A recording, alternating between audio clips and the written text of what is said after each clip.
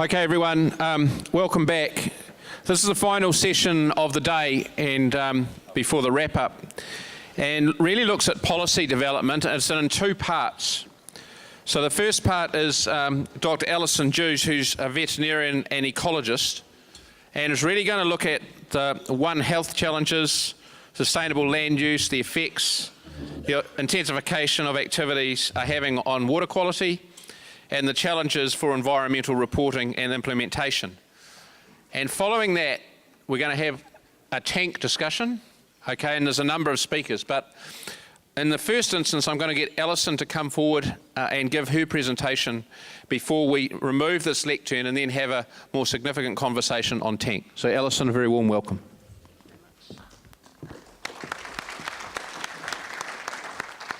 Kia ora. Thank you for having me here today. It's a great symposium. And I won't muck around too much with my background, but I will just mention, apart from being a second generation vet and done a master's in freshwater ecology, I'm also a fifth generation farmer and have had the luxury of being an expert agricultural witness on 6 regional plans around the country in the last 5 years, which has been extremely stressful and interesting.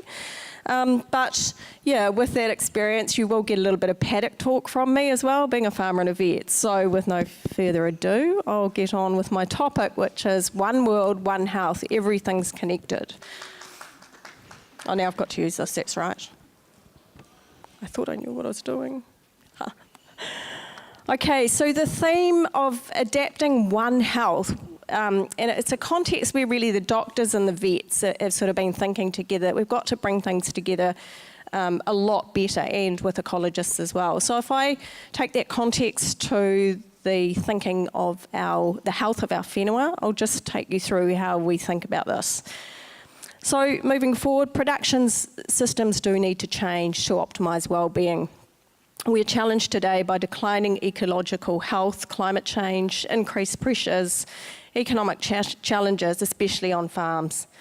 Economic models have driven farmers to growth, increase output, and have more debt. The new think big and grow more has not really delivered the well-being it was purported to. Agriculture needs a paradigm shift, in my view, towards well-being and One Health, where intensification and debt is replaced by increasing profit and health, and we need to move on from chemical and antibiotic debt to a more balanced social, environmental and a welfare perspective. We need safer, healthier food and water and lower impact farming systems and less stressed farmers. This requires systems thinking, not one solely just to increase GDP, where we're not counting pollution, public health costs, and as health professionals, which I am one, we have a responsibility to safeguard people, animals, and ecosystems for present and future generations. Going the wrong way, I'll get this right. So, in the context of New Zealand, we have really been driven by, more recently, the agricultural growth agenda, and it was based really on 4 pillars of assumptions. That certainly there was a goal to lift ag exports by 30% by 2025 and double the total value. This was going to come from doubling the rate of growth from what has been historically 3% to a double rate of compound annual growth of 7%. Also realising the potential of Māori-owned land, 960,000 hectares. The basis of that was based on stocking rate units. There's a move to wanting to intensify that. As you know, a lot of that land's quite vulnerable, and increasing pressure on that land's not a good thing. And also the Irrigation Infrastructure Fund, which now, just in the last week or so, has had another boost of 80 million. So $480 million towards increasing irrigation around the country, of which a lot would be in the South Island. Oh, went too fast that time. The issue is that at a planetary level, we have actually shot over our boundaries. And if you look, the critical one is really nitrogen. We've actually exceeded the planetary boundary, or the planet's ability to assimilate it, by 5 times. So we probably can't even claw back. We just have to deal with the spillover that we've got. And the other critical one is the critical loss of biodiversity. And Jan Wright's just reminded us of that this last week, really, saying that 4 out of our 5 native birds are extremely threatened. So we do have an issue. The other issue is that a lot of our regional plans have to be tested for their ability to still show that they're not going to show a reduction in GDP when a new plan's brought in. Now, it's really important to remember that GDP is still really, in effect, a metric that's trusted for the measure of growth.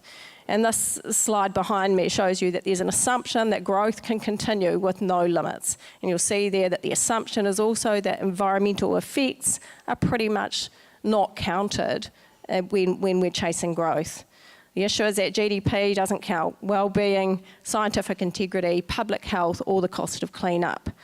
Christchurch earthquake was great for GDP, really bad for the people. Biological systems, and this is really what I did my master's on, and this is an example of, what happens when we intensify farms, for example. You'll see that there is no straight line going up as we increase production, and that's the top black line behind me. It doesn't go in a straight line like the assumption does for GDP. And you'll see also that as we keep intensifying land, like putting more animals on the land, putting more inputs in, the environmental effects go up like a hockey stick. So if we actually, for example, want to go to 5 cows per hectare, we're probably going to have to put in a herd home because there's going to be huge spillover effects, and that's going to cost the farmer 2 or 3 or 4 million, depending on how many cows he's got. So biological systems do not work in straight lines.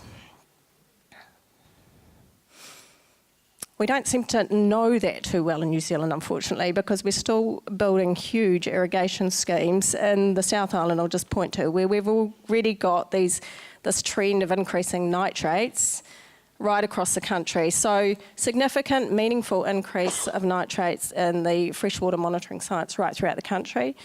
In Canterbury still, as you know, the Central Plains water is still going ahead. And in that case, even with the intensification of their upper catchment, they did know that the lower catchment was going to have an increase of nitrate in the groundwater to the tune of 25%. But they still went ahead.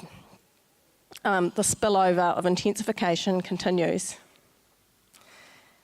And there are some things that we do in farming. We haven't always known that it's been really bad. We're understanding a lot more about these things, and Will talked about this earlier, which is really important, is that the critical source areas and catchments. So you can have, pictures tell you 1,000 words. You can see a few critical source areas in this catchment, which I actually think is local. But the typical scenes that I see in the Waikato and right around the country, basically, these are the areas where you get most of your runoff, certainly for phosphorus, sediment and pathogens, but I'll just cover how those things also travel through the soil a bit more. These are the points we really have to target, but there are also diffuse losses occurring through soils we have to manage as well. Not pointing right. So you can see nitrate, the one I'll keep coming back to, actually travels through the land. The females who stand in one point and urinate in one place do get a lot of blame for things, but it's because of this, because a urine patch from a female cow in one spot delivers about 1,000 kilos of nitrogen to the hectare, and that's just too much for the soil. So then it's transferred to nitrate in the soil, and that runs through to the groundwater. So we get this lag phase. We've got nitrates coming through in the post in the groundwater. So we haven't quite seen all the damage yet in our receiving water bodies. Phosphorus tends to run across the land, just like soil runoff or whatever. It's attached to particles and things on our farming systems that run off in storm events. Pathogens, I'll just remind you, that one at the bottom, they go across the land and through the land. So they're quite tricky to manage. I think you guys are learning about that, actually. The other challenge for farming, it's like everything's coming at once. The train's right here, and I'm on the New Zealand Vet Board. We've set out a national vision that we want to see a significant drop in antibiotic use on farms by 2030. Of all the antibiotics that come into this country, do you know how much are used in agriculture? 60% of the imported imported antibiotics. We use a lot in animals, and as a veterinarian, I've been practicing vet for 25 to 30 years with my farming as well. We do some things where, like this slide, where we're actually forced to have a barrier of antibiotics in these situations because our cows are lying in mud and their own faeces, and it doesn't help. So these sort of practices, eventually, we're going to have pressures from a whole range of areas, not just from the environmental effects, but from the drug effects as well. We'll have to move on from. Waikato soils, and as the ecotoxicologist spoke a little bit about heavy metal build-up in your sediments and estuaries and lakes, etc., in the soils. And I'll just point, we talked about cadmium, the build-up that's come in from our use, quite heavy use of phosphorus fertiliser on our pastoral land. We've brought in a lot of cadmium with that as well. And by 2030, over half of the Waikato intensive pastoral area will be basically above the 1 milligram per kilogram threshold, which means it's losing its versatility. So you can't subdivide that land and use it for lifestyle blocks or vegetable growing if it's above that level. So we do need to start dealing with these things properly. It's still self-regulated effectively by the fertiliser industry. Waikato River, where I'm from, the top blue one is at Tutakau Road. That's not far from Hooker Falls. Looks really quite nice, doesn't it? 120 k's on is where I live at Cambridge, and that's the slide below it. Now, there's no cities really in between those 2 points. There are a few rural towns. There's a lot of agriculture. So this is largely coming from diffuse losses and forestry, etc. So we've got some challenges. There's still nothing really to stop any land use change in that area. The Upper Waikato catchment has had about 60,000 hectares of change from pine to pasture over the last 15 years. So this has created quite a significant extra load of nitrogen, phosphorus, sediment and pathogens to this river.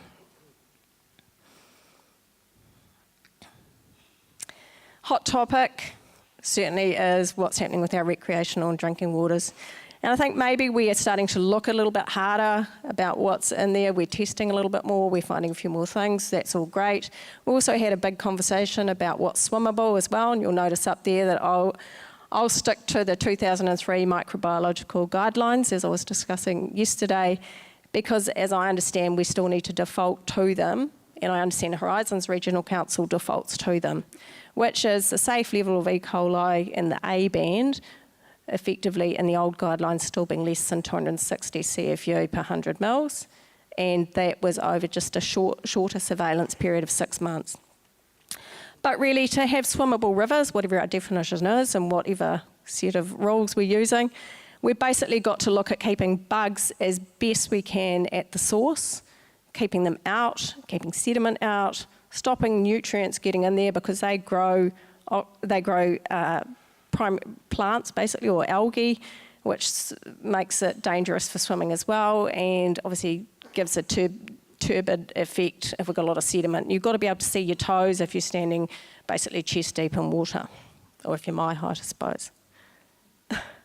So I'll get on to pathogens, which is actually my favourite subject because I am a vet and I do lots of things with pathogens and I go looking for them.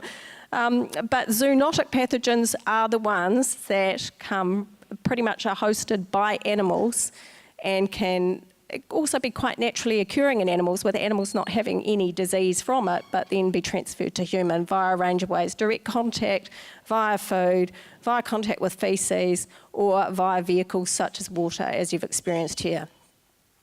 75% of all new emerging infectious diseases globally will be zoonotic in origin. So we do need to understand these pathways and these bugs a whole lot better than we have. And the E. coli proxy is, in my view, quite a blunt instrument for understanding some of these things because it's quite short-lived. The E. coli fecal pathogens are quite short-lived in water. It's not actually a good proxy for things like Yersinia, Stech, Mycobacterium, Clostridial species, and Leptospirosis. And also certainly protozoa is not picked up by their proxy, so it needs to be a separate test. We've got a challenge at New Zealand. We've got, and I'm not trying to pick on cows. I mean, I know we've got a few sheep as well, about 18 million or so. But we've got 9 million cows, and they actually do quite a lot of fecal material, produce quite a bit. And if we look at the relative amount from 9 million cows, it adds up to 230,000 tonnes per day versus 800 tonnes from the human population in New Zealand, which is actually treated. And our challenge is that we've got this huge deposition across in a diffuse manner that still eventually can connect to receiving water bodies and eventually people on recreational sites and through drinking water, etc. And our challenge is that these pathogens from this load can travel across and through some soils, certainly the vulnerable soils, the gravelly soils. And that's probably why in Canterbury we've have noticed when we start looking at epidemiological patterns of disease across that region, we've actually got some of the highest rates of zoonotic disease in the world. So in the Selwyn and Hines region, we've got the highest rate of Campylobacter per head of population in the world, highest rate of Cryptosporidia, and that Cryptosporidia is actually shown to be sourced from cattle source or ruminant source, not birds. We've also got the highest rate of some other diseases I won't go into, which when you start joining up the dots with those patterns, you start going, well, this is, pretty interesting. We need a little bit more research here to understand exactly what's happening. But we've got a lot of people drinking untreated drinking water there as well. And certainly Christchurch is facing this challenge as well. We've also have overshot limits, and I won't go into this too much, but if you can see the red and orange there on the map, pretty much 70% of the region is at risk of over-allocated nutrients and also water. So there's some big clawback to happen, and 70% of the dairying intensification is on coarse or sandy soils, where pathogens and nutrients can travel through as well as across.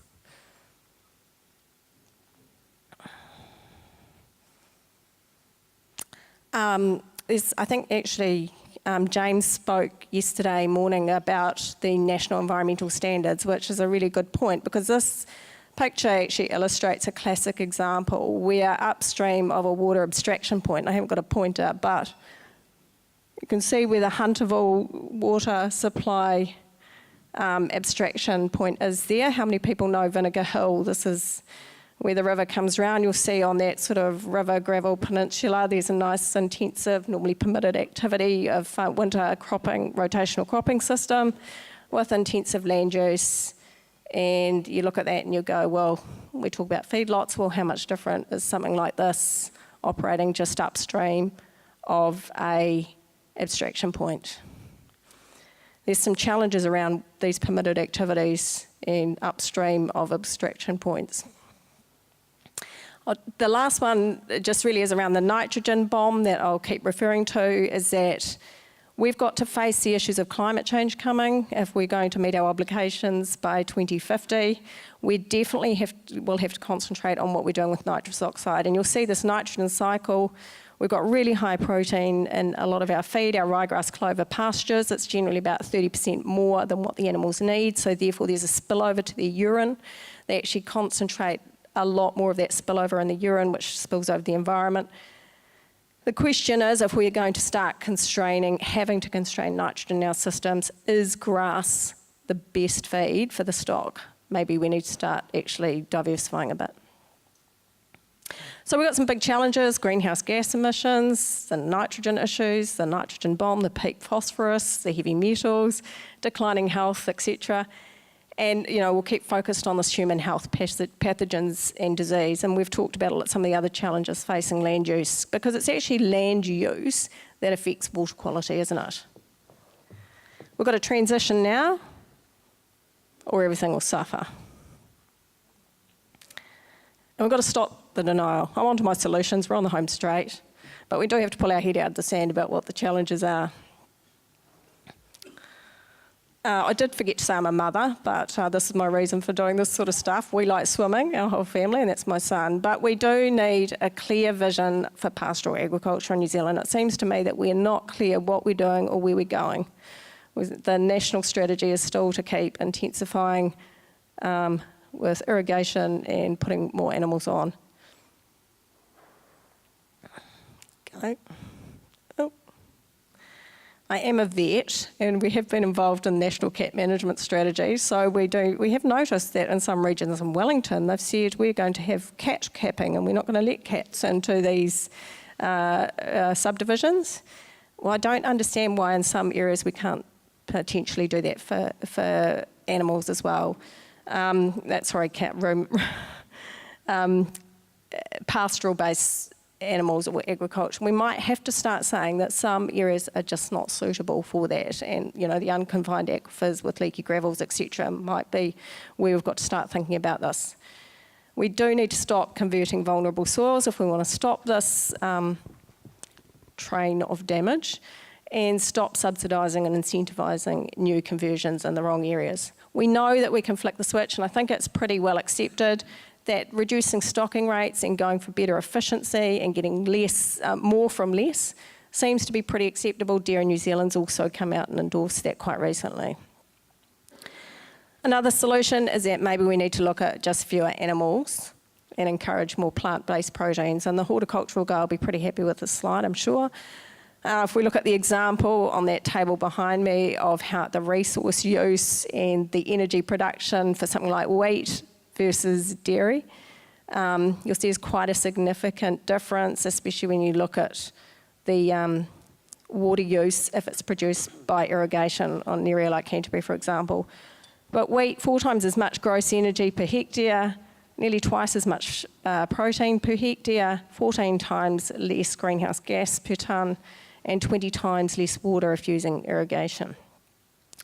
We do have to focus on win-win solutions, and we have to focus on helping farmers transition. I'd argue that we need to think about that 480 million that's going for new irrigation schemes on the wrong areas to be actually put back into helping our current farmers transition, because I really like farmers, and I think farmers are endangered species, and we have to be helping them think about change, because this is hitting them really fast.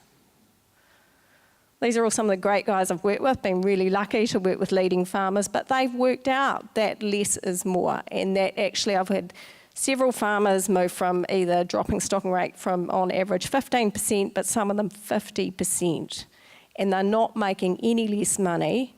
They're diversifying their systems, they're spending a lot more time at the beach, and they're not on the phone ringing the feed company every 5 minutes.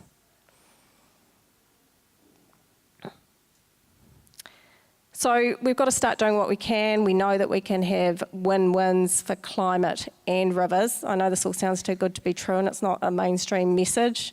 But if you just looked at, we've done a lot of modelling on farm systems, especially in Canterbury irrigated areas. We know that if we do a combination of things with a farm system shift, we can lower protein in the diet, we can lower the intensity of the system, we can use less nitrogen fertiliser, especially at the high-risk times, we can reduce winter cropping. They're often winter cropping just because they had too many cows anyway and they're making a feed dearth at the wrong time of year. We can move more to mixed systems, using more cereals, reducing the overall protein in the diet, and have fewer, better fed animals. Vets love that. We like looking after well-fed animals.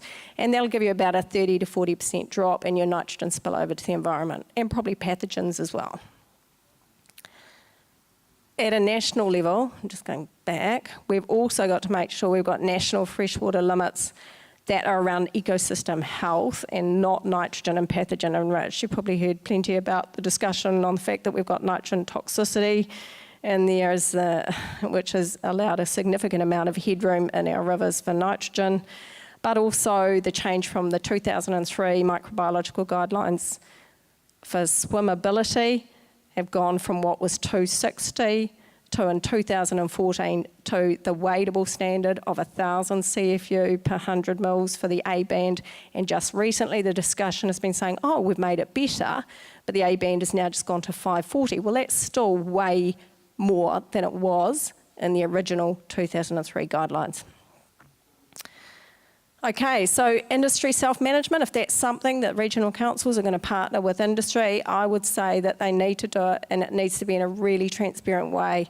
I don't believe we can have fertiliser reps doing the overseer budgets and the farm plans. To me, I just don't think it's independent. It's a little bit like the fox in the hen house. And I think, really we've got, guys talked a bit about the grandparenting or the allocation systems. We've got to have fair and equitable allocation systems for things like nitrogen and land use capability.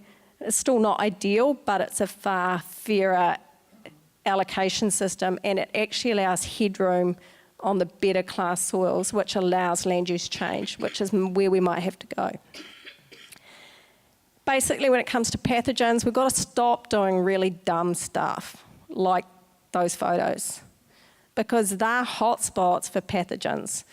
Whether you get big concentrations of faeces in one area, like the feedlot type area, or the sacrifice paddock, or where you're wintering on crops, on gravelly soils and peat soils, it will go through to the groundwater. So you'll get contaminants directly in contact with subsurface water.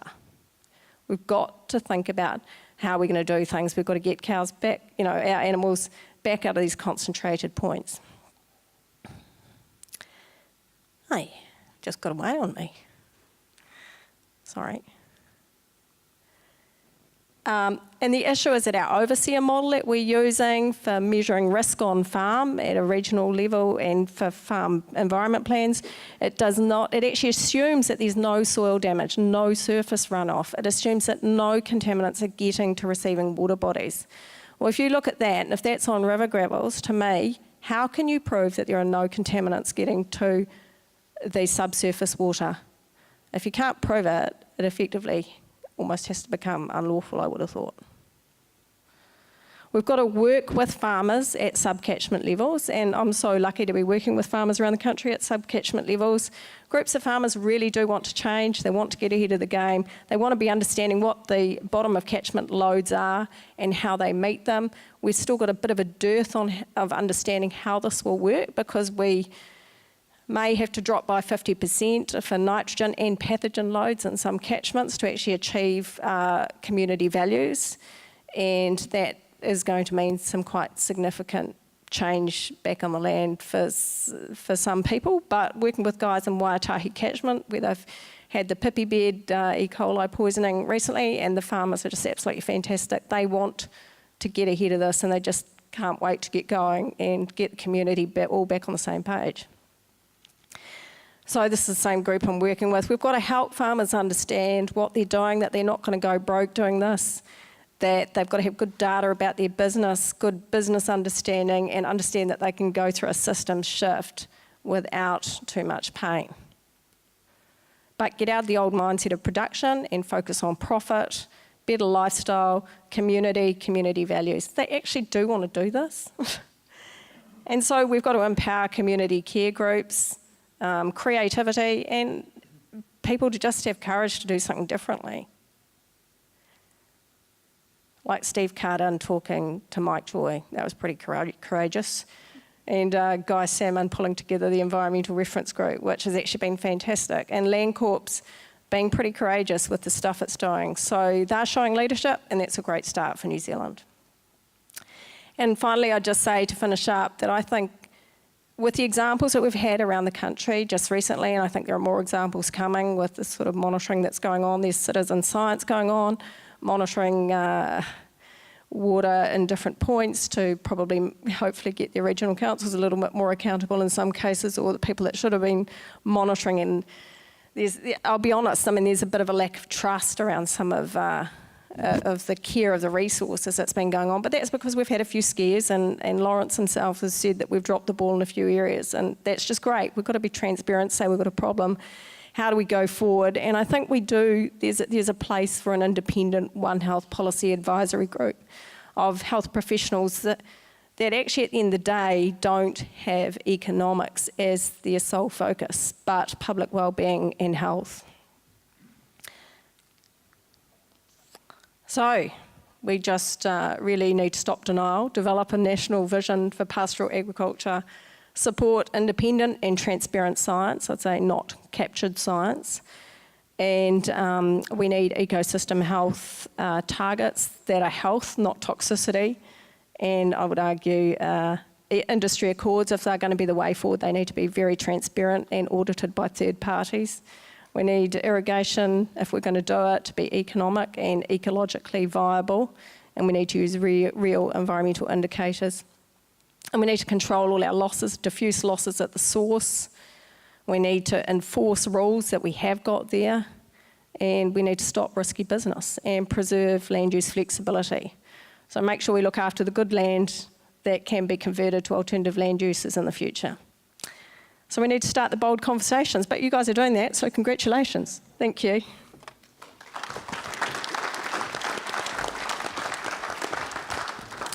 Thank you, Alison. Perfectly to time. Can I now start having the conversation about TANK, which is the most advanced collaborative process to look at how we manage water on the Heretaunga Plains. And to lead that off, I'm going to ask James Palmer, who has, in my view, single-handedly been responsible for resurrecting it to its current form, which is probably one of the reasons why he's become the Chief Executive of the Regional Council, which is all good. So, James, welcome. Thanks, Lawrence. Look, I should just say, despite those generous words, it has been absolutely a team effort turning things around with respect to the TANK group, and it's involved a leap of faith by a whole range of stakeholders about where we're going when people were at a bit of a low ebb in terms of confidence, and also a huge effort by the staff of the Regional Council, both the policy and the science staff. So there is a tremendous amount of work, which I'm going to tell you about in a minute, going on in the space. But before I do, I just want to acknowledge what Alison's just said to us. A hell of a call to arms, no question about that. But the thing that was quite exciting, I thought, about that presentation is there were lots of solutions. And so that means that actually there's lots of tools in the toolkit, and we can do this. So despite the challenges being awesome, and despite the time it's going to take and the resources it's going to take being pretty overwhelming when you look at it, actually there is a lot of hope, and there's good reason for hope. And one of the things that gives me an awful lot of hope about our water management challenges that we've heard a lot about over the last couple of days is the TANK plan change process. So I'm going to run through this now so you're all familiar with the context in which these three fine people that are doing the real work of the TANK plan change are operating in. And there's a bit of jargon in all of this, because this is about regulation, this is about the way in which the law drives and controls and incentivises the way we do things on land that ultimately results in what's in our water. So the TANK plan change process, TANK is the acronym for Tutaikuri, Ahuriri, Ngāraroto and Karamu. And the reason that we're doing those three water bodies together is that they all join into the Heretaunga aquifer. So hydrologically they are all connected. And the map up there shows those four catchments, how they all come together, and they share a common intersection with the coastal environment. It happens to be where 85% of the population of Hawke's Bay lives and works, so this is ground zero for our community when it comes to water. The plan change itself, actually these are the catchments just running through them, that will be familiar to everybody in this room. This comes out of the Regional Council's Land and Water Management Strategy. And that strategy, produced a few years ago, was decided that as a region, rather than trying to come up with a set of rules for the whole of the region, we would do this catchment by catchment. And one of the more fundamental reasons why the council wanted to do that is it wanted the community living within that catchment to decide on the way we were going to move forward and to own and drive the implementation of that. So this is very much about putting that strategy into action. The genesis of this actually started before the National Policy Statement on Freshwater Management. The first NPS was promulgated in 2011 and it was updated in 2014. But that 2014 is very much the National Policy Statement that we're working under. That's a legal requirement on regional councils to undertake a whole range of things, but in particular to manage the overall quality of water in the region so that it's either maintained or improved. And look, as we talk to communities, it's very, very rare that anyone's arguing. In fact, I can't even remember the last time somebody did argue that we want water quality just to be maintained at its current level. Everywhere we go, every stakeholder is saying we can do better. And so improving water quality is very much the driver in behind this. We're required by law to set objectives, that's where we want to get to on all of our water bodies, and limits to ensure that we don't fall below where the community wants us to be. There is what's called a national objectives framework, which helps guide through the way in which this group, the Tank Plan Change Group, need to go about their work. So under what we call the regional policy statement, which is a statement of objectives for how we're going to manage natural resources in the region, it's a requirement under the Resource Management Act, we have what's called the Regional Resource Management Plan, and that's what sets out all the rules on what we can and can't do in the region. And each time we revisit those plans, it's what's called a plan change, and in this case, the Tank Plan Change is a chapter of our Regional Resource Management Plan for the tank catchments. The requirements in the Act are that we do this in a consultative manner, and the traditional way of doing it has been to essentially call for submissions, hold hearings, and then run off to court. What we're trying to do in this case is something a little bit different. And again, typically the way this is operated is that the councils have essentially done what's often been described as propose and defend. So the council, behind closed doors, with all of its technical expertise and certainly all the best intentions in the world, would come up with a proposed way forward, put it out to the community for feedback, and then typically then defend that from criticism through the consultative process. Now, those are the obligations that we have in statute, and they exist whether we go collaboratively or whether we go technocratically as a council. And in recent times, we have been required to involve tangata whenua in water management much greater than ever before, and I'll come back to that shortly because we've got a special set of arrangements in Hawke's Bay. So there's that traditional approach, very much the consultative model that many people will be familiar with in days gone past. There was a very deliberate decision with the tank process to try this new notion of collaboration back in 2012. This approach, which, so some of the consequences of that traditional approach was that it was highly adversarial. We didn't get a lot of ownership necessarily of the rules and the plan, and typically it would be the council that would own it and be held responsible for achieving it. And a highly alienating sort of set of processes, not a way to build a lot of social capital around both the problems we face and the solutions going forward. And really essentially the only winners in these sorts of processes typically have been lawyers, because then everyone becomes polarised. Their only way of reconciling their views is through the judicial processes of the High Court, the Environment Court, and then on to the High Court and other higher courts. And these things often have been very drawn out and very expensive. So we're trying, apologies, this is proving to be a little bit challenging. So the TANK project is a collaborative process involving the community. That's a pretty simple statement of what it involves. The idea is that we build agreement across the various stakeholders on what we're trying to achieve, and we do that by ensuring there's a common information base. So by sharing the information and actually interrogating the information is a really important part of the process. And one of the things that I enjoy about the TANK group is that they don't just passively receive the information. This group of representatives from this community are testing the science, they're asking the hard questions, and they're iterating. So the scientists are often going away and doing more work on certain areas where that's been asked for by the group. So the science at the end of it, it's certainly my hope, is very much owned by the community. And through that, what we're trying to build is that collective ownership and responsibility for the outcome, so that we've got a set of champions and ambassadors for this in our community, and that they can then go out and drive it with those that they work with in their sectors and with their fellow stakeholders. And obviously, the idea is to avoid the amount of contest and litigation at the tail end. We certainly encourage lots of rigorous debate at the front end, but we want to ensure that that doesn't drag on endlessly and the lawyers are the winners. In fact, my kind of test of success for the tank plan change will be how little we spend on lawyers at the end of the process. And apologies to the lawyers in the room for that. Just make the comment that this is very much about relationships, and environmental management is all about people. The environment's pretty good at looking after itself, actually. It doesn't need our help to do that typically.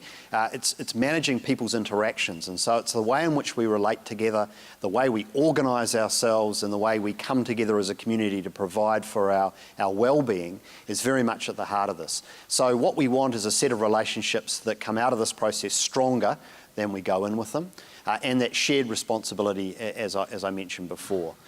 What we're doing is we're building a group of people that have a much deeper understanding of the interface between land and water and all that involves. And that should have durable value for us going forward, because we will not solve all of our water quality and quantity challenges with one plan change.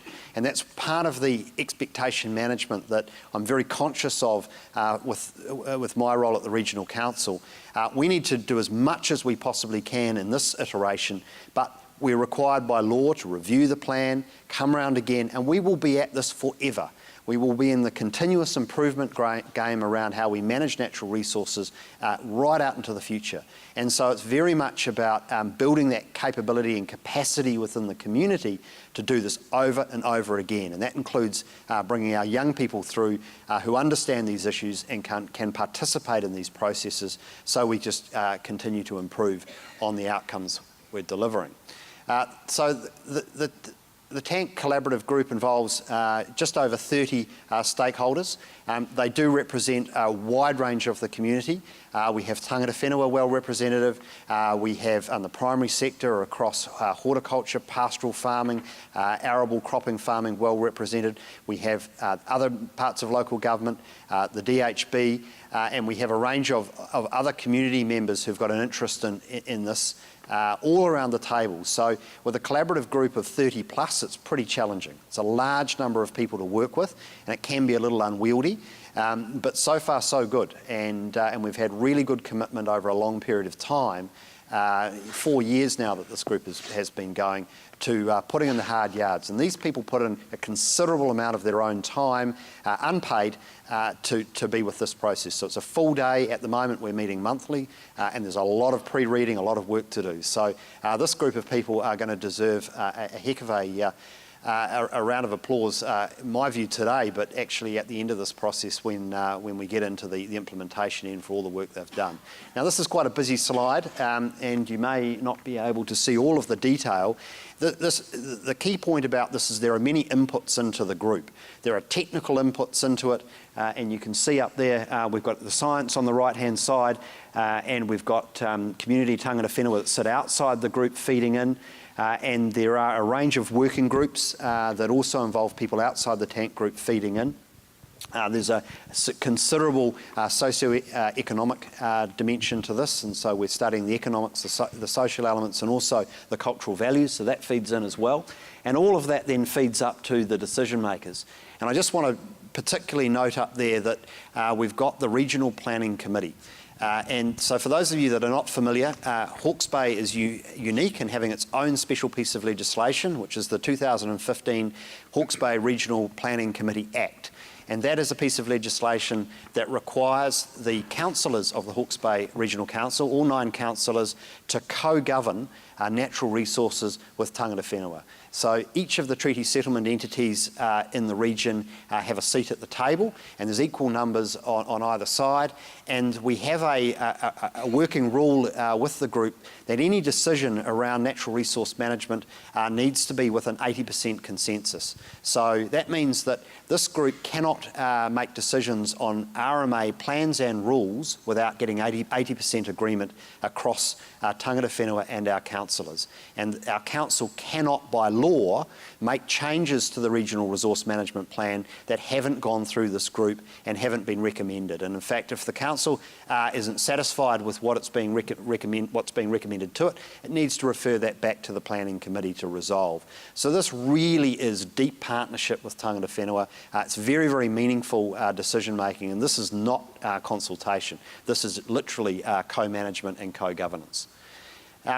The group's looking at water quantity issues, and I just note there that we do have a lot of water allocation across the tank catchments now, and we've got more than 2,000 consents over the next 10 years that will be coming up for renewal. So there's a lot at stake for a lot of people who have invested their lives and their finances in various different operations, particularly in the horticultural sector, but also in some of our irrigated pastoral landscapes. So there's a lot of water already allocated, and these rules are fundamental to them understanding what their constraints are going forward for their businesses. And we have got over allocation in some areas, and that particularly bites in the summer months. I'll just move on to water quality. There's Aki Paipa from Kaupatiki Marae standing there talking about the Clive River to the tank group. And of course, the karamu, which I'll mention first of all, further down the list there, is significantly degraded, and the karamu becomes the Clive, of course, and it runs right through our urban environment. And we have stormwater from the Hastings district and from Havelock North that discharges into the karamu stream. We also have a lot of intensive land use, rural land use around that. So that is a highly degraded water body, no question about it, karamu and Clive. And it's of significant cultural importance. It's very visible to our communities. And I believe it's actually a great opportunity for our urban communities to own a particularly special water body and be part of its enhancement. And there has been a lot of riparian enhancement going on in that catchment, and we'll continue to work on that, particularly with our colleagues at the Hastings District Council. Tutaikuri, we've got some nutrients in there and some algae and sediment issues. Ahuriri estuary is a very sensitive environment, and it has been frankly wrecked over the last 150 years. You may not know that much more of the Ahuriri estuary was drained as a consequence of channel drainage by the various local governments over time to provide for land than which was uplifted by the earthquake. So people often think about the amount of land that came out of the estuary and then has subsequently been developed on as being essentially why the estuary is much smaller than it was today. Well, actually a more significant proportion of that is because we have drained it and we've built the city of Napier on it. So there's an awful lot of urban drainage into there and some agricultural land as well. It is degraded and it is of great cultural and also ecological significance. It is a breeding ground for a wide range of fish species, and its degradation may well have contributed to the degradation of fisheries in Hawke's Bay. Ngāraroto is in pretty good quality and in a good state in terms of nutrients, but we've got high sediment issues, and that's to do with the hill country erosion. And I've mentioned karamu, and then groundwater, and we've heard a lot about that in the last few days, and we have some localised issues, no question about that. So the Council has committed to have, and it's given a good faith undertaking to implement any of the consensus recommendations of the Tank Group. That Regional Planning Committee I mentioned before, they've undertaken to have particular regard to any consensus recommendations. Personally, I believe it'll be extremely hard for either the Council or the Planning Committee to ignore any of the recommendations of the Tank Group, and I find it inconceivable. So the power is very much in the community with this. We have councillors and Regional Planning Committee members participating in the Tank Group, observing and involved in the discussions. And the Council's job is really to support the group with good information and the resources. So we've put millions of dollars into this plan change and are continuing to support it just so. They're reviewing all the limits and they're reviewing the management regime. They're not going to be undertaking the management, but they certainly are reviewing both the way the limits are set, but also how implementation is going to happen. Complex plan change process. So don't worry about the detail on this, but what you can be assured is that there's lots of iterative loops in this and checks and balances to ensure that all the stakeholders get to have their say, that it is put through the Council, through the Planning Committee, and then goes out for extensive consultation, and you'll hear a lot more about that in the next year or so as we finalise the plan and go out to the community. And that's getting to my final point about this, is that This is, while we're doing this with a representative stakeholder group, that is not the end of the story. We will be out in the community talking about what we're proposing and getting feedback on that. And so you'll all have an opportunity to participate in that over the next 12 months. And you can get involved now by going to our website and you can sign up on a form there, and you'll get regular newsletters about what's going on, and that will let you know about events and opportunities for you to come and participate in. But that's enough from me about the relatively dry process here. You'll be more interested in hearing from these three folk who are actually living and breathing it. Thank you. And Robin as well. Yeah. Sorry. So we're now going to hear from Robin, who is the independent facilitator. So if you can imagine, how many people? 30, 35. That's no easy task to keep them focused, together, respectful.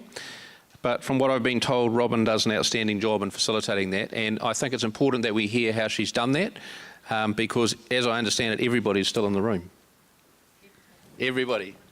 There you go. Thanks, Lawrence. Tēnā koutou katoa. I'm Robin Wynne-Lewis. I'm a farmer's daughter from Pōrangahau, and how I ended up with the job of facilitating the tank meeting, I'm not quite sure. Not quite sure the tank meetings, but as you've heard, the process started about 4 years ago, and I got a phone call from the Regional Council asking if I would behave as the independent facilitator.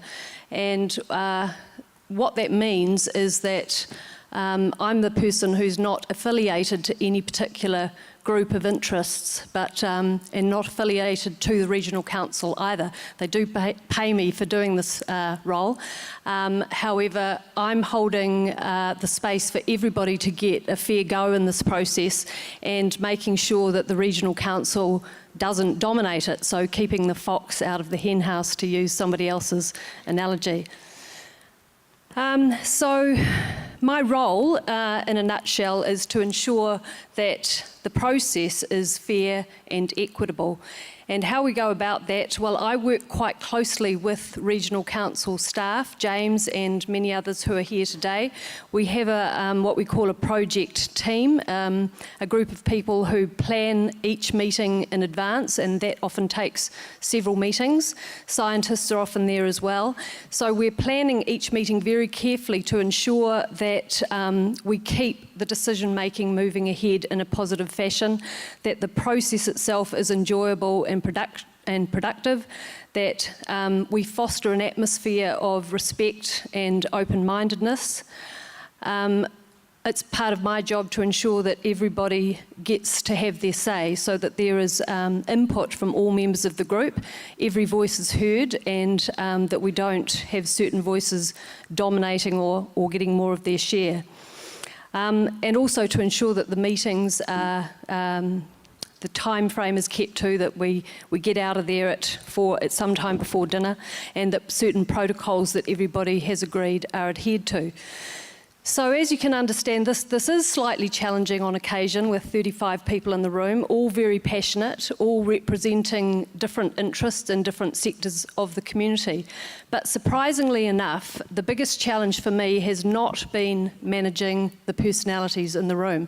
I thought it would be, and early on in the process, I would have very nervous nights before and on the day of, imagining the chaos that was going to erupt and the conflict that was going to be unmanageable and people storming out of the room.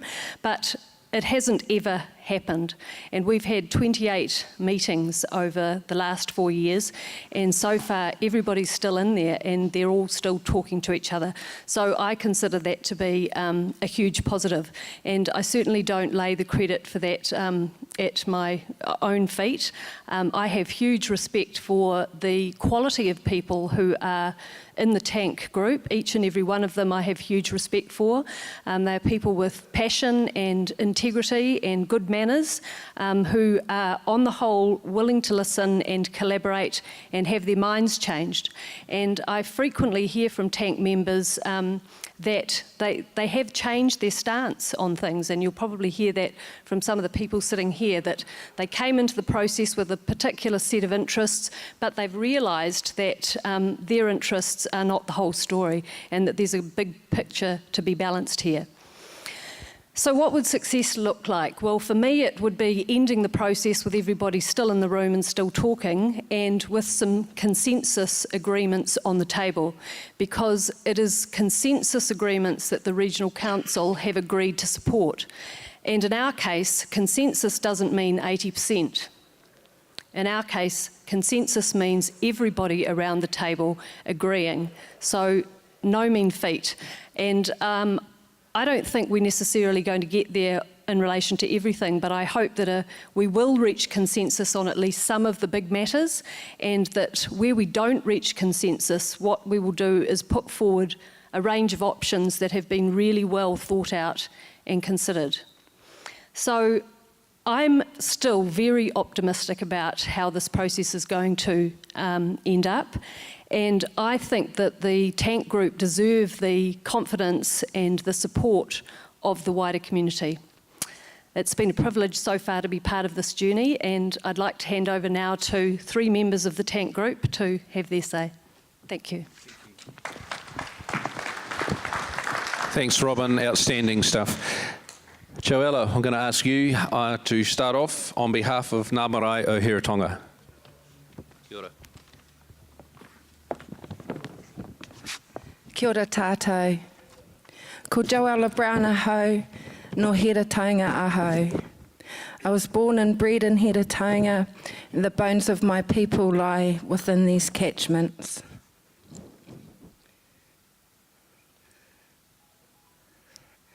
So the first question we were asked was why I joined the Tank Group and who I represent. I was a member of a tangata whenua kaitiaki group that was approached in 2012 by Hawke's Bay Regional Council to engage in a collaborative model for planning as part of the RMA reforms. The Ministry for the Environment promote the collaborative approach as a means to ensure tangata whenua values and interests are identified and reflected in the management of and decision-making for freshwater planning. I represent Ngā Marae, a collective of 18 marae throughout the Hiratonga Tai Whenua, which have rights and interests in land and water within the tank catchments. These marae connect to each other through whakapapa, just as the springs and rivers connect to the aquifer. As kaitiaki of these lands and waters for all people, for all time, tangata whenua take our roles and responsibilities seriously. As a collective, we value water as a taonga and consider it a treasure to nurture and protect. Our marae are individually or collectively represented at many levels to advance tangata whenua aspirations. Tangata whenua consistently advocate for the protection of land, ground and surface water, and have continually promoted a precautionary approach to resource management. What are the goals and interests of this group I represent and the wider sector I'm involved in? Maintain and enhance water quality and quantity. Revitalise Mauri and the mana of waterways. Provide for effective hapu resource management. Protect and conserve native species. Access and use waterways and resources to repatriate our practices and customs, avoid unsustainable land use, and develop Māori monitoring tools to use as frameworks for monitoring and use within plans. How have we found the process to date? The process to date has been dynamic, with many moving parts having to be coordinated. For example, scientific reports need to be informing our decision making. The process has been flexible enough to redesign aspects that are not functional. For example, initially, the time frame for completing this collaborative process was 7 meetings. I think I noted we're up to meeting 28. The process has provided opportunities to understand environmental, social, cultural, economic values and the impacts of decision making. The process has been challenging with limited resources, but tangata whenua aspirations are a driving force to continue commitment in this collaborative process. If we have learned anything from this experience, it is that a precautionary approach to resource management should now be the norm. Kia ora, thank you for your time. Kia ora, thank you, Joella. I now call on Bruce Mackay, who represents Heinz Watty.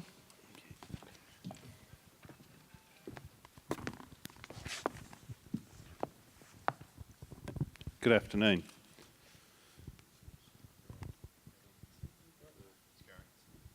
Oh, sorry. I'm not just here to represent Heinz Watties, but I'm Hawke's Bay born and bred. I've lived here all my life, apart from a bit of time at university and work experience around New Zealand. My first job, my first employment thereafter, and has always been in the primary sector. Most recently as an agronomist for Heinz Watties, but with responsibility for fruit supplied to the Hastings factory. This work takes me into all the into lots of orchards and fields, liaising with growers, talking about the weather, talking about all of the resources, talking about our soil and water, talking about research and whatever else, whatever endeavours comes to try and help produce the best food that Hawke's Bay is renowned for. I became involved with TANK initially at the request of Horticulture New Zealand, with a mandate for the horticultural sector. My participation's evolved slightly since then, assuming a voice for Watty's interest and all of Watty's suppliers, including the arable croppers, who are going to be the people who are most impacted by changes that will be influenced by the long-term plan previously referred, updated in the context of the recommendations coming out of the Land and Water Forum, and as their irrigation consents come up for renewal in the next few years. I do believe in the collaborative approach, getting representatives from all affected sectors around the table to discuss and to understand each other's views and to try out, sort out points of difference so we can come up with solutions that we can all accept and live with. What do I hope to achieve out of the TANK process? Fundamentally, I aspire to helping make Hawke's Bay a better place when I leave from when I arrived. If I had to prioritise my goals, I'm one of these people who've shifted. Initially, I would have considered primary production to be my area of interest, but through the process, I've shifted to understanding that realising all four key values, environmental, social, cultural, and economics, are all important, none more than the other. The balance is what is important, and that is now what I believe the priority to be, achieving the right balance between these four key values. And what's more, those values are different for the four catchments that we're working amongst. Another aspiration I have, trying not to be too negative, is to try and achieve better outcomes than I thought came out of the Plan Change 6 process. I was involved in that Plan Change process personally, and also with Watty's support through the standard process of notification, submissions, hearings, objections, and so on. And I considered the outcomes in some areas were far from satisfactory. I consider the outcomes in some areas were actually very satisfactory. There were some good results came out of there too. But I believe that the collaborative process offered a much greater opportunity for achieving better outcomes. How have I found the process so far, the challenges and the benefits? The process has fluctuated. The early stages were slow, but they were also very, very important for relationship building. There were 30 or so individuals in the room who all needed to get to know each other, to try and understand what makes each other tick. Then the process stalled a bit. There were a few personnel changes, and generally we were waiting for a number of the scientific reports that would assist us in our decision making.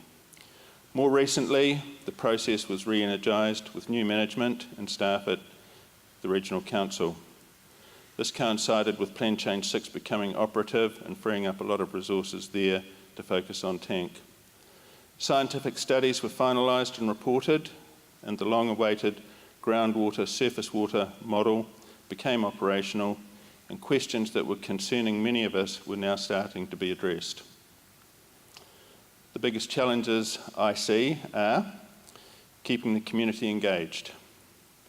Are the participants freely communicating with those they represent and feeding those concerns back to the meetings? Another challenge is maintaining the collaboration.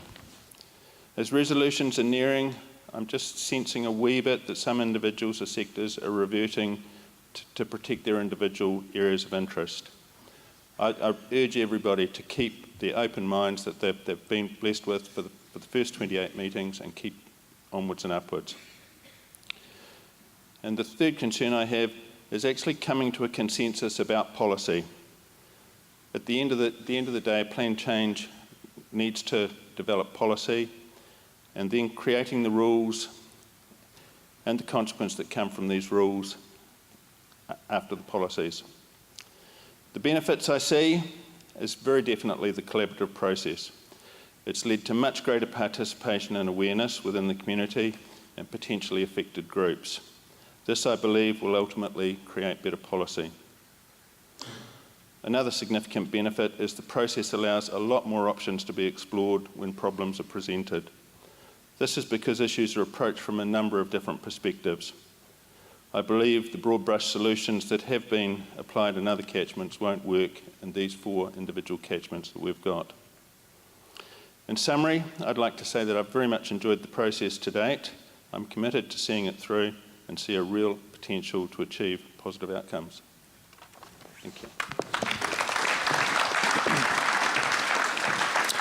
Thanks, Bruce. And our last speaker on behalf of Tank is Vaughan Cooper, representing the Royal Forest and Bird Society.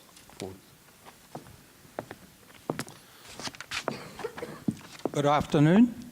I'm one of a number of people who were chosen for their lack of personality on the tank to reduce conflicts.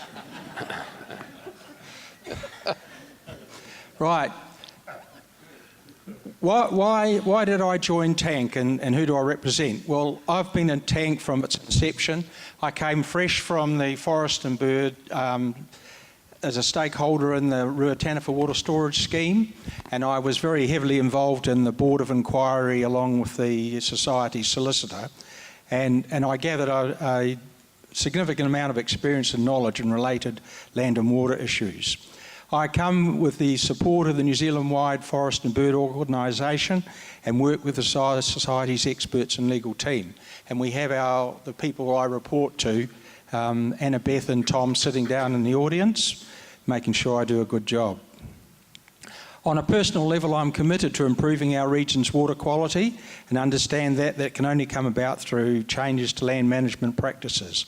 I'm one of a number of people on Tank who give their time voluntarily so that we can influence what our local waters could be like. My working background is in large-scale computers, farming in Central Hawke's Bay, orchard and vineyard in Hastings. I was also on the Hawke's Bay Biodiversity Strategy Group and a past chair of the Hastings Havelock branch of the Society. And Tank is another step in my personal learning curve. The goals and the areas of interest, well, they come straight from Forest and Bird in our latest freshwater newsletter.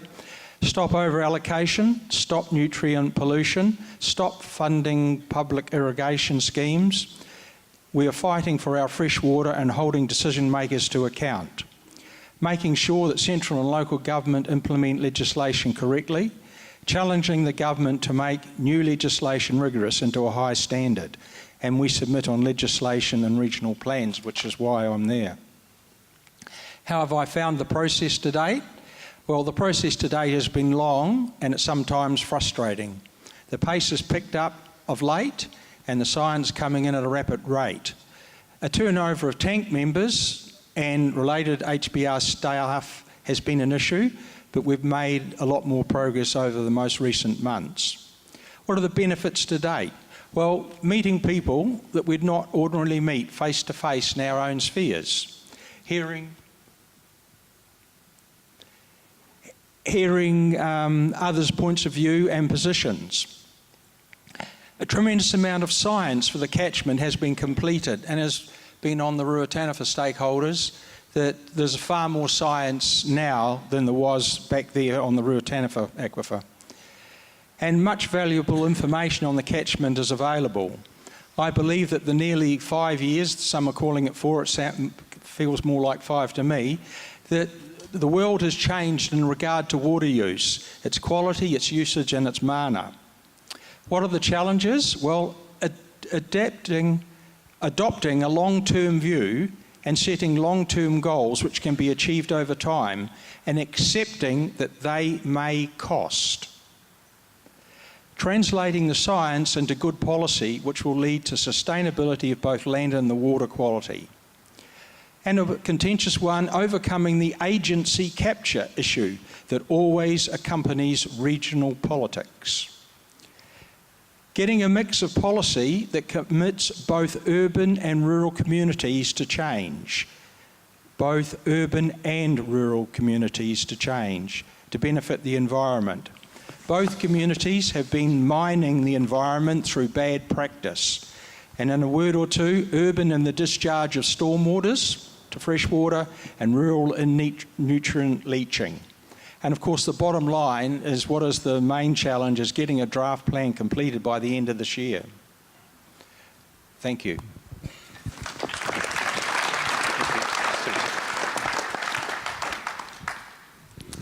So, ladies and gentlemen, that is Tank, and I'm interested if anybody have any questions of any of the panellists before we go to a final wrap-up. It's a pretty exhaustive, pretty amazing process. Yep.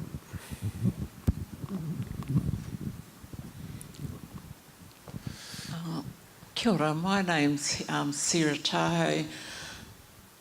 I'm Ngāti Kahununu in Aua ko Tutaikuri, Nauraroro, Tukituki, Ngā Aua katoa in I te rio o Haki Pai. My concern is I would like all hazardous substances registered on a register by users at point of sale. Like it's been mentioned that surplus nitrogen per hectare and uses of superphosphate, so I would like that recorded, and to know that any surplus chemicals, whether they're overusing on properties, there's no real monitoring of that going on. Okay, James, can you answer that? If anybody do that? Should we? We should. Kia ora, first of all. The registration of chemicals at point of sale is not something which is currently undertaken. At the moment, that is a matter of kind of national law and legislation. The Regional Council's ability to regulate that at the point of retail is limited. Potentially under the Resource Management Act and under this plan change, greater regulation of the use of it being applied to land is a possibility. In general terms, New Zealand is pretty relaxed in the way that it regulates hazardous substances, and we do expose ourselves to a lot of risks there as a country, and there's a national discussion around that underway at the moment. So acknowledge your point. It is something that I think the Tank group does need to consider is chemical contaminants being used on land, but the point of sale challenge is a difficult one. We do, as a council, run a program of recovering agrochemicals that are out in the community that are no longer used, and disposal of the containers and what have you, to try and minimise that risk. But that's really at the back end rather than at the front end, where I guess your concern lies. So we'll take that on board and have some discussion with the tank group about that.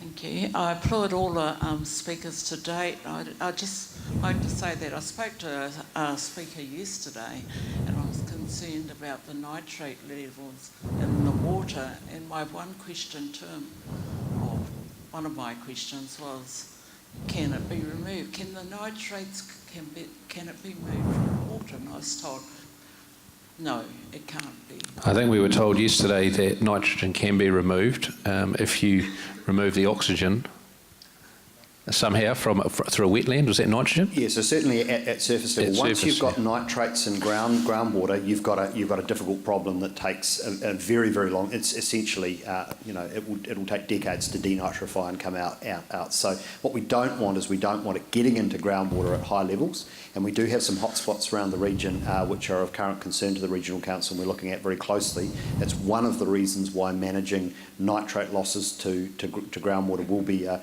area of concern to the tank group with the rules they've developed. So in light of that information, I'd advocate for no further nitrates into the water areas at all. I think that's what Tank is looking at, as to what are the rules around nitrogen. Bruce, you want to say something?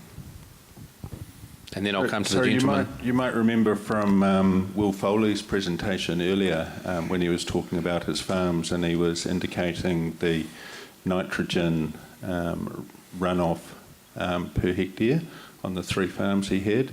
That's a result of nutrient mapping using Overseer, which is part of the farm environment management plans, which are now compulsory in the Tukituk catchment. It's a management strategy that is also being discussed at Tank. So yes, where you're talking about recording or managing chemical or ag chemical inputs onto the land, that would be done through that sort of process if that was adopted in these catchments. And it is certainly something that we're discussing at the moment. Okay, gentlemen. Did hear one of the speakers say about maintaining the water quality or improving?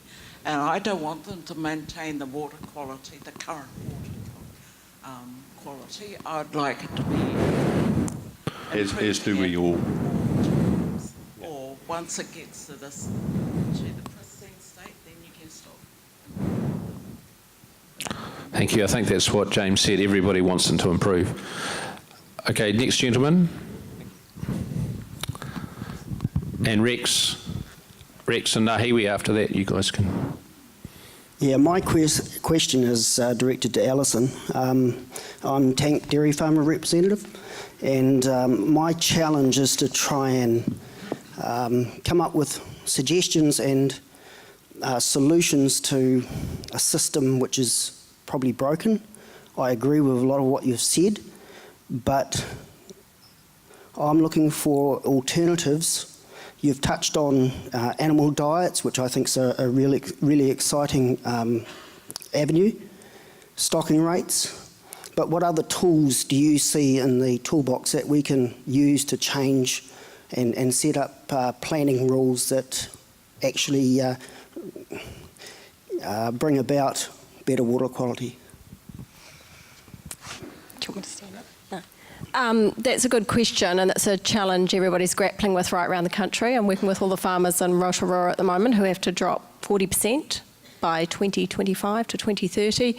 So it depends on your own system, where you're at right now, what point you're at in terms of your level of intensity and what your rainfall and soils are, and then where you can go to. And that there'll generally be two choices. Either you can stay where you are and keep going, but put in mitigations, which might cost you, depending on 500 cows, might cost you $1 million or $2 million, whatever, to put in herd homes and standoff areas, etc. Or you can potentially look at the option of de-intensifying or extensifying, which isn't a word that's used too commonly but might become more common, and diversifying. So we're doing lots of that work with farmers all around the country at the moment, looking at options of either mitigating where they're at or looking at reducing intensity, putting in and looking at alternative land uses. So worked with a farmer who's dropped his stocking rate by 50% from 1,100 cows to 500, concentrated on the better quality areas of land,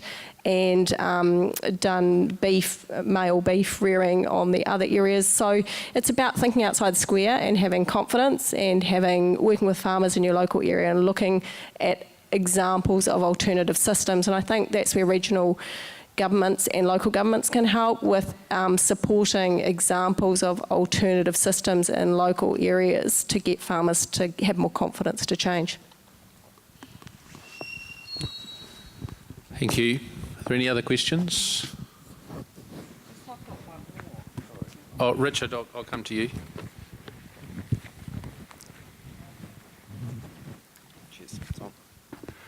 Richard Gaddam. I'm just wondering if there's been a study done on what is actually how much of our asset is under the ground in our aquifer. Seems to me if we know what exactly is there, then we know how much we can allocate to compromise all the different aspects of our existence. Has there been a study to find exactly what our aquifer has? I mean, I guess it's a bit like have money in the bank, Volume. and you're busy dishing it out when you don't actually know or keeping track of what's there. The short answer is yes, and there have been successive studies done over many years to understand the extent of the aquifer, and some of the best information we've had has been from GNS Sciences, essentially as part of their understanding of the rock layers under the plains for understanding oil and gas purposes, ironically. And look, the community's quite strongly of the view that it doesn't want any oil and gas exploration, but some of the science to understand the rock formations has helped us understand what does lie beneath. And so we have built this model using all of the historic information from bores, and we have some pretty deep bores, so we have drilled to 300 metres deep in some places, which is about the bottom of where we believe the aquifer is. It's where we hit the bedrock below which there aren't any more gravels, if you like. So we've got a three-dimensional picture. It involves some estimates and some modelling, so it's not an exact picture, but it's a pretty good one. And we can also work out the volume of water coming from rainfall, coming in from the hills, and what ends up in there. So that's reasonably well understood, and it does form the foundations of the information base on which the tank group is operating. Thank you. Ma'am, I'll come to you in a minute. That everyone, it's 20 past, and we said we'd finish at 1:30. I am now going to open up for any other question on anything. If you've had a burning question you haven't had a chance to answer or ask on anything, we're happy to take that for the next 5 minutes before we do the wrap-up comments. Maury. Where are the youth involved in this? Working, probably. A good question.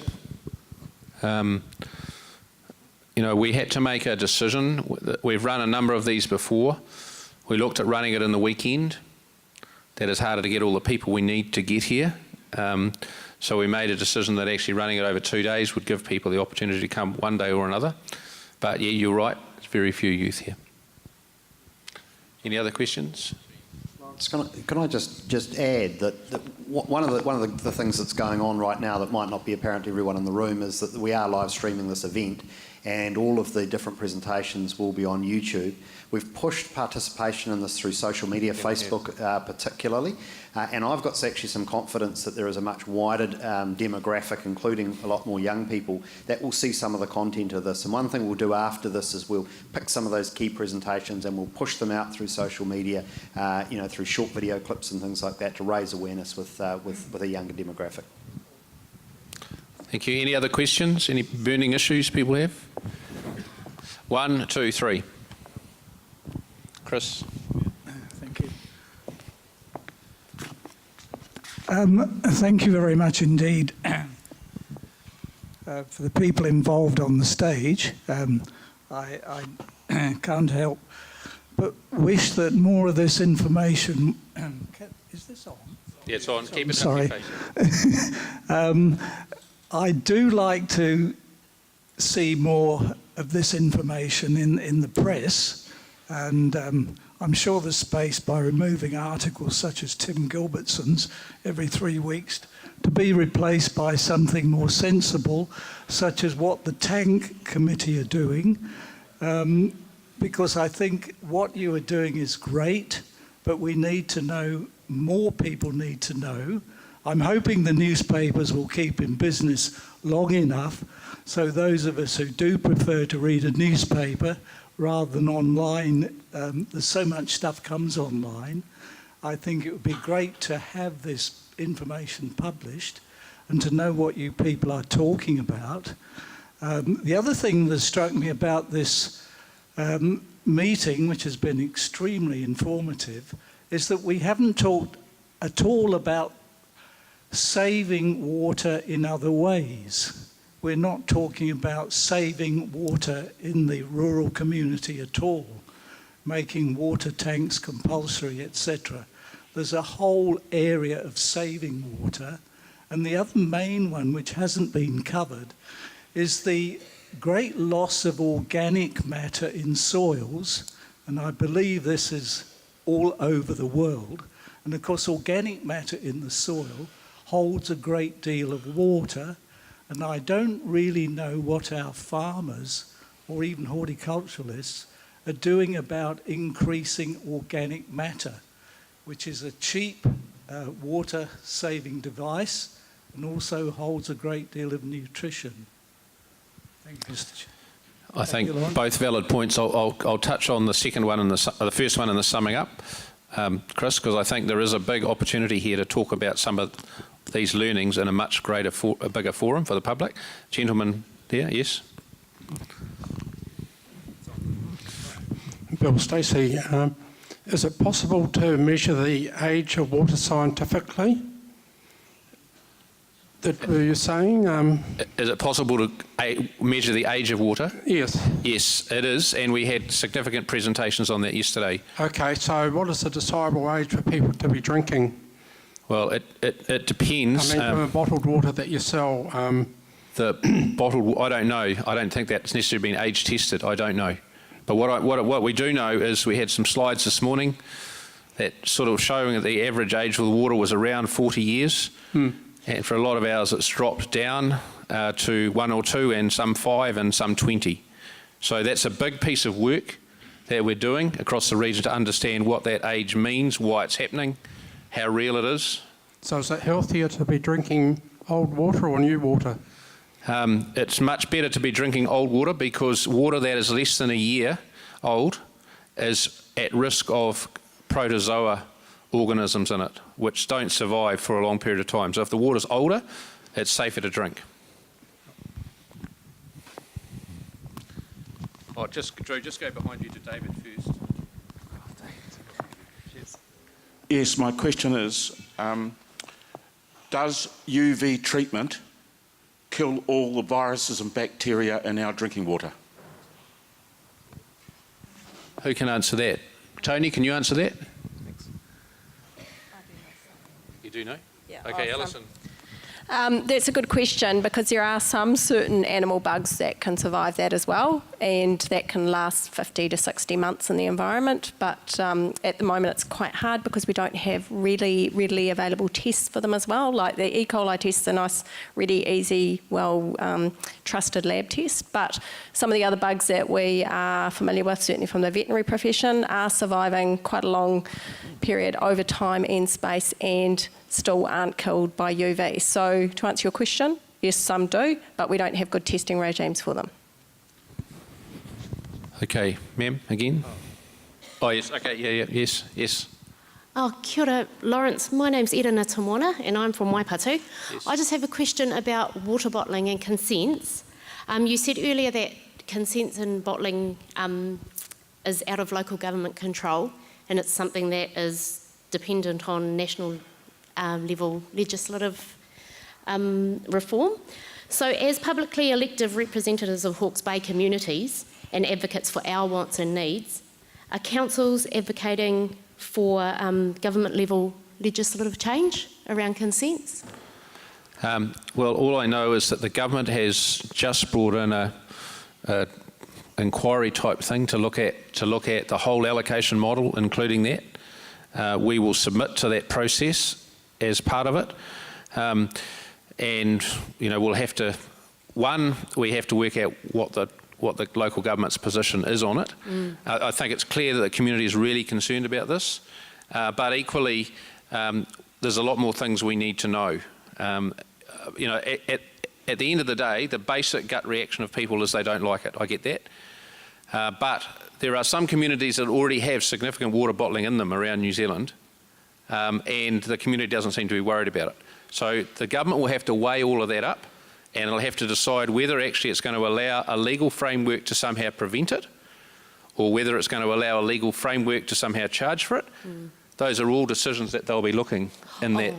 What I'm that asking review. more so though is that the public and the communities here haven't had a huge reaction until recently when we found out that it was even happening. Yep. What I'm asking is if local government here, local council, are pushing for or advocating for change at national level on our behalf. If that's what the public want, would you advocate that on our behalf? Yes, we would. And in fact, I think the regional council has already done something by notifying water bottling consents, which is a huge step up from what we had before. So previously, most of them weren't notified, as I understand it. So I think this is an evolving space, and where we fit in with that government review that's going on will be critical. But I think, we know what the public think here. Great. Thank you. Okay, lady in the middle, then two more, and that's it. Oh. It's half past, guys. Yep. If the dam goes ahead and is built, there's going to be surplus nitrogen, as a result, surplus nitrogen in the water. So there'll be prolific weed growth, also prolific mosquito build-up. Without close proximity to the airport and wharf and our very temperate climate, it's going to be ideal climate for mosquito. Yeah, so I think that's, we can't really get into the Board of Inquiry and the Ruatana for today. What I would say is all those issues are real, and they're being dealt with by flushing flows, by nutrient limits. That's all being considered by the Board of Inquiry. So I'm not sure we can do much more. The Regional Council this week just introduced a whole lot of measures that each farmer has to do and be shown to the Regional Council they comply before the thing happens. So I'm not sure.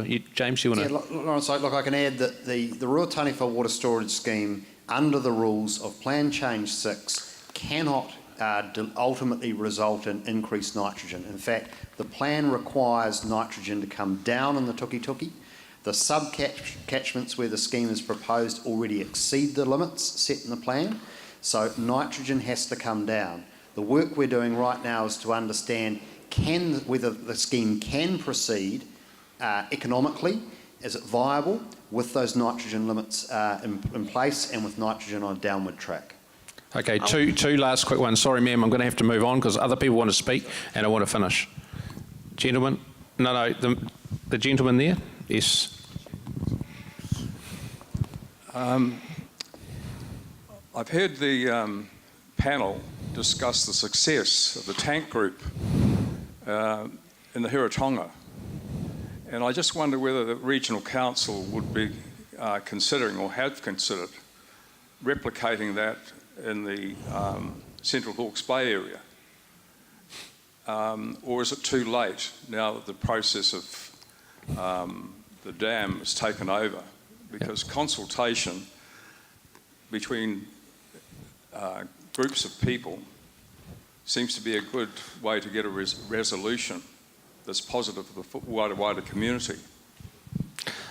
Okay, James. I can answer that. So, as a consequence of the review of the Real Taniwha scheme, the regional councils highlighted that there are serious implementation issues with Plan Change 6, with the Tuki Plan Change, as it came out of the Board of Inquiry. So, at some point, we are going to have to revisit the plan. And I think we need to get Tank across the line while we're going well, and there's a lot of optimism. We need to finish that job, and that's the next 12 months. Once that's done, I think we do need to return to the question of Tuki, and certainly, if we can prove the success of Tank, then we'll be very open to looking at doing that in the Central Hawke's Bay community. And look, I think that will be necessary to confront all of the issues. But an awful lot of people put a lot of time and effort into the Board of Inquiry process, and to go back and revisit that all straight away is asking a bit much right now, but I think that certainly sits out on the horizon. No, one last one at the back. Sarah, I'm going to cut you off because you've had a few goes, so there's one last person that hasn't had a go, all right? Yeah, I know, sorry. Thank you for that opportunity, Mr Mayor. Greetings everybody, my name's Apiata Tapani from Councillor with Napier City.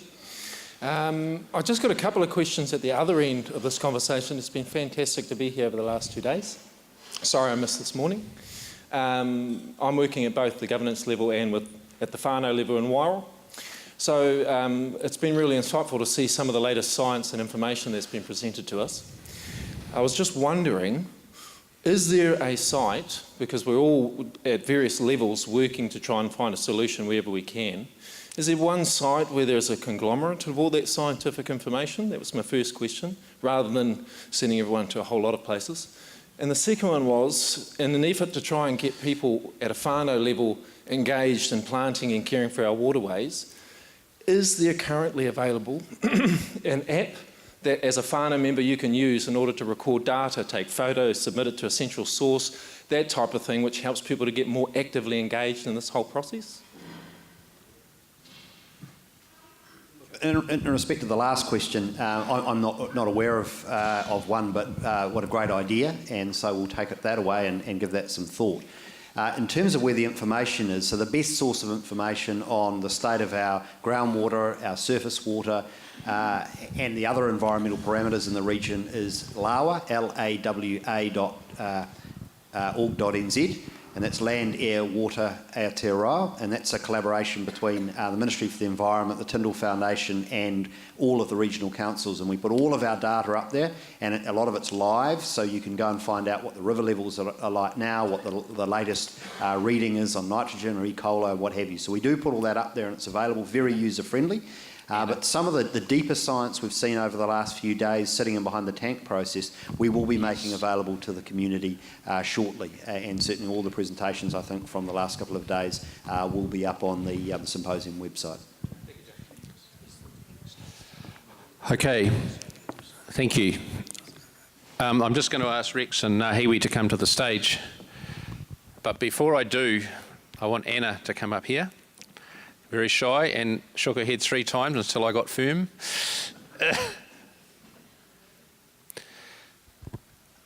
Ladies and gentlemen, this is Anna Sanders. She's a very valued employee of the Hastings District Council and has been responsible for putting together the Oil and Gas Symposium, the GE Symposium, and now this one on water. And the quality of our speakers, the way we put it all together, is largely a result of weeks, if not months, of work of her to make that happen. And I just want to formally thank you and acknowledge what you've done, because it's been an outstanding couple of days. And I also want to thank others at the Regional Council, the District Council and the DHB and staff at Ngāti Kahungunu as well. And before I ask Rex and Nahiwi to say a few words, can I just say I have been immensely impressed how calmly and considerately everybody has looked at and listened to what we've done in the last 2 days. And if you think what we did around GE as an example, and I know there's some people that don't support it, we actually ended up with a policy formation, we made some changes, they've gone national. I actually think in this space, we can be at the leading edge of how we manage our water. What you're seeing in Tank, what you're seeing is a collaboration between these 4 entities that put this on, in terms of how we manage the aquifer, is extremely powerful. And yes, Havelock North, was a shocking crisis. And some of these things we're having now, we wouldn't have thought about without that crisis, possibly. So we have to reflect on what happened and learn from it. And if there's a simple thing that I have learnt in the last 2 days, is that I actually think we have taken what's underground for granted and assumed it is risk-free and is the best water in the world, and it will always remain so.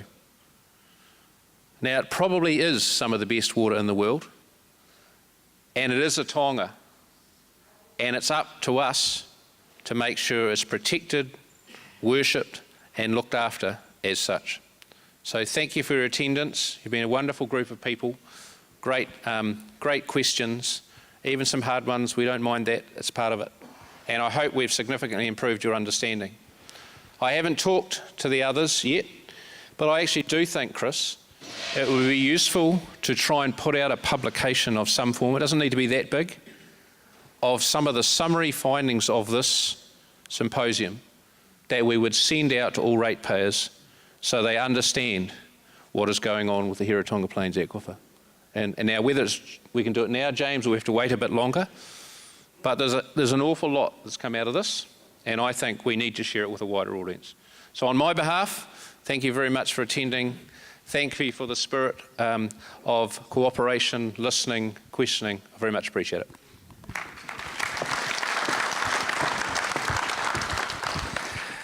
I would just like to endorse Lawrence's comments, and especially want to thank all of you for attending and sitting through the 2 days, and I starting to recognise your faces of people who have sat through.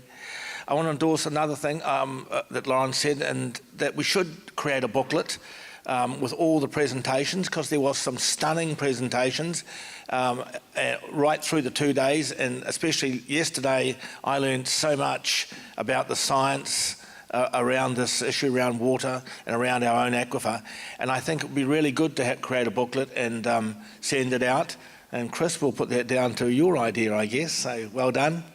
The other thing that I'd like to say, this has been a great example of the 4 entities working together, and I think of all the things, that's the one I've enjoyed the most, and I regard Lawrence and Nahiwi as very close friends, and that has helped us get through a lot of really difficult issues. And when you think of it, there's only 130,000 of us live in Heretaunga, and that's Hastings and Napier and the Heretaunga Plains. It's a very small number. It's like a suburb of Sydney, and yet we continue to squabble and carry on like children, and the way forward is that we work together and talk to each other. So I give you assurance from the Regional Council's perspective, and I know from the other 3 participants' perspective, is that we are going to continue this process. We are going to continue to meet regularly as elected leaders of our respective entities and talk about these issues and report back to you. So I give you assurance that we will be doing that at the highest provincial level that we find ourselves in. So once again, thank you for all the presenters, especially the ones still on the stage here today, and those who are in the audience. It's been a marvellous 2 days, and as I said before, if you didn't get something out of this, you had your ears blocked. So well done everybody, you need to congratulate yourselves.